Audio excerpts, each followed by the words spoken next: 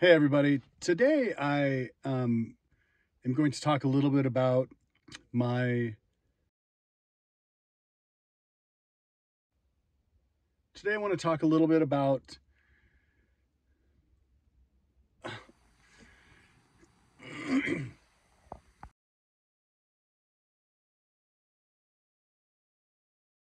Hi guys, today I'm going to be talking a little bit about my addiction to Xanax, how I began taking Xanax, how I overcame my addiction, and give some words of encouragement to those of you that might be struggling with addiction in your lives. Just a trigger warning, this story does contain topics of suicide and addiction. At the beginning of my career in the tech industry, I worked for a small tech company. I'd worked there for about a week when a guy named Randall was hired. Randall and I hit it off really well. We became friends, and it was really awesome to go into work every day. We became friends outside of work too because we all got along so well. A couple of years into working with Randall, he began losing massive amounts of weight, unhealthy amounts of weight, and also drinking heavily. I was a little worried about Randall and didn't think anything of it until he asked me one day. He said, "Darren, what would you do if I committed suicide?" And I said, "Randall, I've lost friends to suicide in the past, and I would be devastated. But I need to know, are you really considering suicide, or are you just joking about this right now? Because if you're serious, I want to get you help, and I want to be there for you if you're being serious." And he said, "No, I'm just joking." And I said, "Okay, can you please let me know if you're considering suicide so that I can be there for you? I'm here if you need me." And he said, "Yes, I'll let you know." Randall worked a pretty early shift, and he was always there before me when I came in for the day. He was very reliable. He never missed a day. He was always there on time, and we could always rely on him. Well, when I showed up for work one day at 9 o'clock and Randall wasn't there, I knew that there was an issue. Because I've lost a close friend to suicide in the past, I was especially worried and began calling Randall immediately to find out where he was and what was going on with him. He didn't answer his calls. He didn't answer his text messages. I had the phone number to his landlord, and I got a hold of his landlord and got the keys to Randall's condo. I was really worried about what I would find. I also wanted to be the person to find him so that close family wouldn't have to be the ones to experience that if he truly had committed suicide. I walked through the door, and the first thing that I noticed is that his car was still in his garage. I yelled for him, but there was no answer. I walked up the stairs. I found that Randall had shot himself and taken his life. As you can imagine, this was a very traumatic experience for me. As I had never experienced anything like this or had friends or family who had ever experienced anything like this, I didn't go to therapy.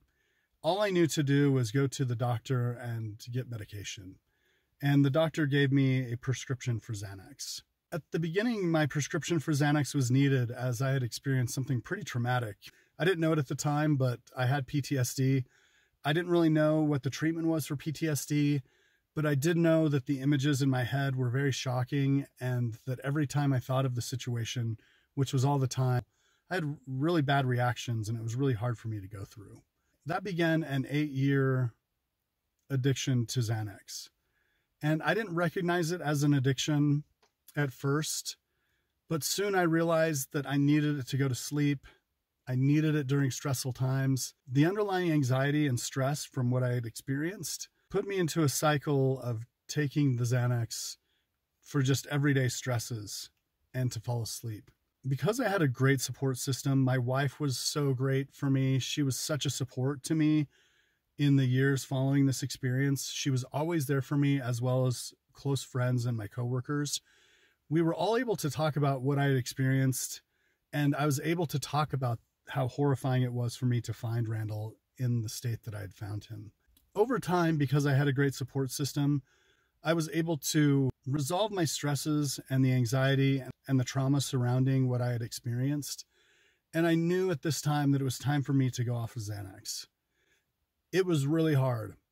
I had to do a lot of research about the proper way to taper off Xanax. I was really committed to doing this for myself and my family, because I felt like I was kind of just sleeping through life and not really being involved at the level that I really wanted to. And of course, through our stresses and through our anxiety and through learning from these things, we grow.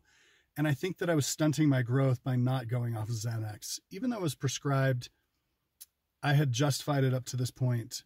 I knew that it was time to go off of it. It took me about 6 months to a year to go off of Xanax, and it took a lot of commitment and a lot of redos and a lot of do-overs and a lot of try-agains, and the help of my wife and the encouragement of friends and family. I was able to overcome my addiction to Xanax and come out on the other side with so much more knowledge and information.